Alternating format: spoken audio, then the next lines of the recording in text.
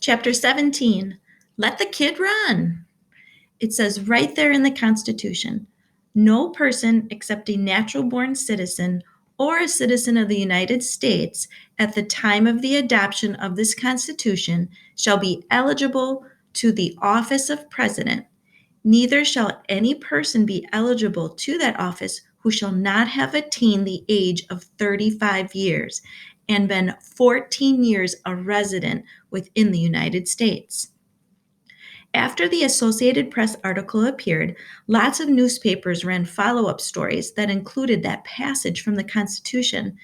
They said my candidacy was nothing more than a big joke because by law, no 12-year-old could be president of the United States. But Lane didn't think it was a joke. The Constitution can be changed, you know, he said as we settled in for our next strategy session at the treehouse, which we had renamed Tranquility Base. Yeah, right, I scoffed. We'll just go to Washington, sneak in there with some whiteout, and get rid of the part that says the president has to be 35 years old. No, Moon, haven't you heard of constitutional amendments? Sure I have, I said, not very sure what they were. The Bill of Rights and stuff. The Bill of Rights is the first 10 amendments to the Constitution, Lane explained. There have been 27 altogether. They changed the Constitution 27 times? Yeah. See, the guys who wrote the Constitution knew the world was going to change. They figured that if the Constitution couldn't be changed with it, the people of the future might weird out and have another revolution. So the 15th Amendment gave people the right to vote regardless of race. The 19th gave women the right to vote. And the 26th gave 18-year-olds the right to vote. How do you know so much, Lane? I read, I study, I learn. You should try it sometime, Moon. So how do you change the Constitution? Lane pulled out his history textbook and leafed through it until he found the passage in the Constitution he was looking for. Listen to this, Moon, he read. The Congress, whenever 2/3 of both houses shall deem it necessary, shall propose amendments to this Constitution. He ran his finger down a few lines until he came to the key words. Oh, here it is.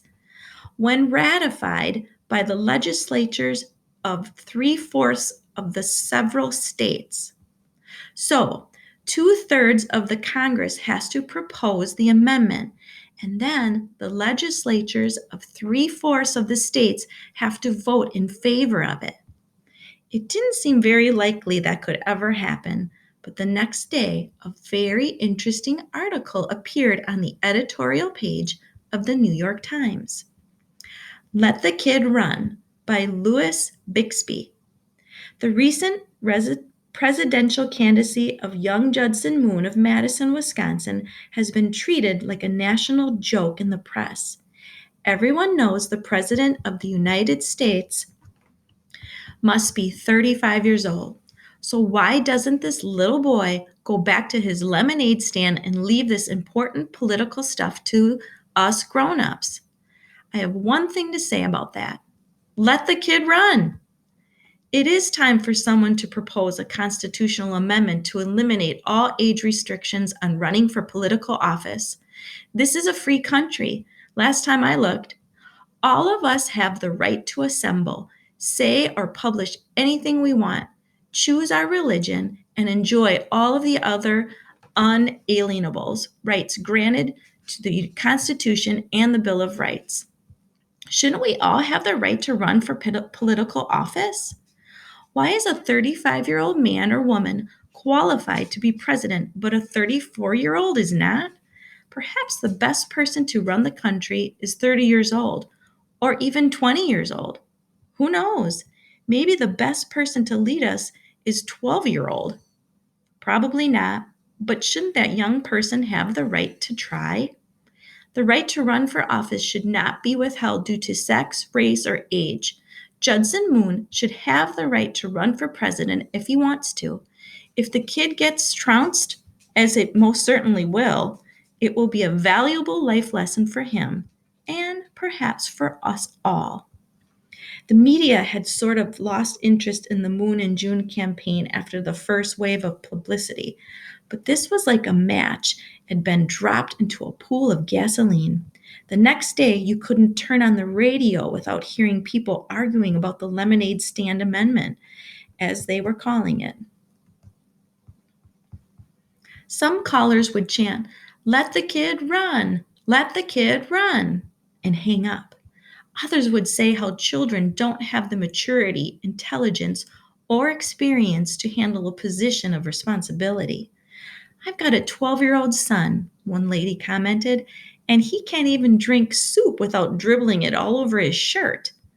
"Thank God that lady's kid ain't running for president," another caller cracked. The newspaper columnists jumped into the debate. Celebrities were asked to take a stand on the issue. Picket lines formed outside state capitals with people marching around holding "Let the kid run" signs. USA Today took a poll and found that 64% of all Americans and 99% of all kids felt there should be a constitutional amendment eliminating all age restrictions on running for political office. Congress debated the issue on C-SPAN, and the nation was glued to the tube like we had landed an astronaut on Mars or something. The children of America decided it was up to them to get this amendment passed. At first, they protested peacefully at home and at school. Then things started to get ugly. All across America, kids refused to clean up their rooms unless their parents supported the lemonade stand amendment. They stopped putting their clothes in the hamper. They swallowed their food without chewing it well first.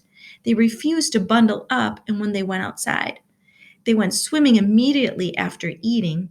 Some of them even ate while they were swimming, the ultimate act of defiance. Newspapers reported that vegetable sales were way down at supermarkets. Kids were simply refusing to eat them. Lane loved it. He seemed to really enjoy the fact that America was doing something in response to us. Me, I didn't even care anymore. To tell you the truth, I was getting sick of running for president. I was beginning to feel like I was only doing it to please Lane. Running for president wasn't a goof anymore, and it wasn't fun anymore either. I couldn't go anywhere without being followed. Reporters were permanently camped out in the lot across the street from my house. Every time our front door opened, they'd rush over, waving their cameras and notebooks and microphones. My parents, aunts, uncles, and cousins were being hassled for interviews. Mrs. Sayers couldn't sit on her front porch anymore without holding a press conference. Everybody I ever knew was being asked to describe what I was like. One day, as a joke, I opened up the front door, poked my head out, and screamed at the reporters across the street, "Give me liberty or give me death!" The next day, headlines appeared in all the papers. "Moon can't take the pressure," and "A Moon is loony," and "Judson put on suicide watch." It was crazy. In the end, public opinion convinced the Senate and House of Representatives that the issue had to be brought up for a vote. 3 weeks after the editorial appeared in the New York Times, the legislature of 42 states ratified Amendment 28 to the Constitution. The right of citizens of the United States to run for elected office in any primary or other election shall not be denied or abridged by the United States or any state of account of age. Whether I wanted to or not, I was officially in the race for President of the United States.